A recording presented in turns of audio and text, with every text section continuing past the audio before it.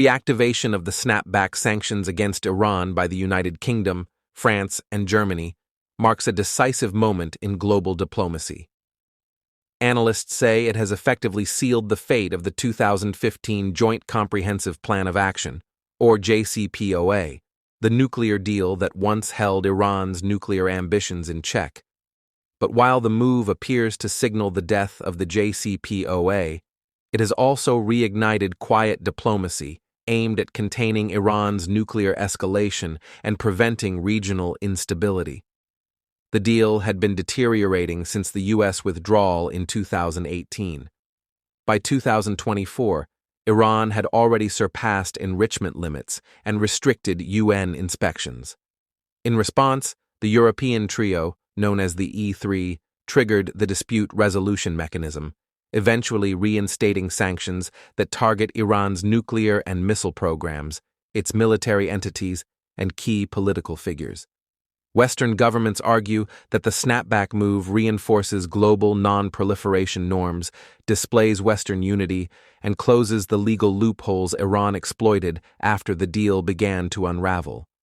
Iran, on the other hand, condemned the sanctions as illegitimate and provocative, claiming Western non-compliance justified its nuclear advances. Yet, beneath the public rhetoric, quiet diplomacy has returned. Through intermediaries such as Oman, Qatar, and China, indirect communications have reopened. Reports suggest Tehran has shown limited willingness to freeze uranium enrichment above 60%, permit partial IAEA monitoring, and discuss targeted sanctions relief, especially in the energy and financial sectors. However, both sides remain cautious. Iran demands economic guarantees, while the West insists on transparency and regional restraint before any relief can occur. The broader Middle East landscape also shapes this equation. The recent ceasefire in Gaza has freed diplomatic channels to refocus on Iran. Israel, still recalibrating after months of conflict, signals readiness for confrontation, but is also exploring new ways to strengthen deterrence without immediate military action. Meanwhile, Iran's strategic ties with Russia and China are deepening. Moscow depends on Iranian drones and missiles, while Beijing continues balancing its energy partnerships with efforts to maintain Gulf stability. Both powers quietly favor renewed dialogue, as long as it limits Western influence. The risk of a nuclear breakout remains high. Without full monitoring, experts warn Iran could reach weapons capability within months.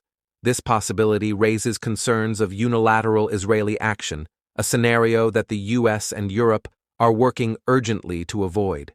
At the same time, Tehran could expand support for regional proxy networks in Lebanon, Syria, and Iraq, increasing pressure on adversaries while complicating diplomatic efforts. Ultimately, the snapback mechanism has not closed the path to negotiation. It has merely reset the chessboard. With global attention split between the wars in Ukraine and Gaza and power rivalries intensifying, future diplomacy will depend less on formal deals and more on coercive leverage, quiet understandings, and regional calculations. Whether this leads to stability or crisis will depend on how far each side is willing to compromise without admitting defeat.